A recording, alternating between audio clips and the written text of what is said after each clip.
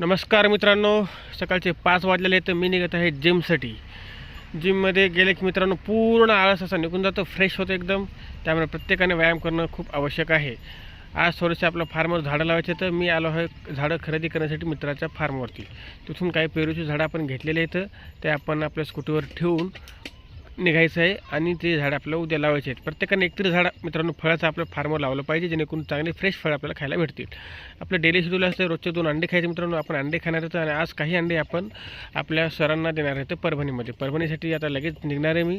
परभणीला गेल्यावर आपण सरांना अंडे देणार आहेत. हे बघा सरांचं घर मित्रांनो. इथं परभणीमध्ये आपण बऱ्याच जणांना आपण अंडे विकत देत होतो. मला दिवसभर फिरून मित्रांनो मला खूप भूक लागली आहे. आता मी एक भेळ खातो. भेळ झाली की लगेच गावाकडे जायचे. दारामध्ये एक गोमाता आणि तिचा बछडा उभा आहे मित्रांनो आपला खूप छान. हा आपला फार्मरचा गार्डन कुत्रा आहे मित्रांनो.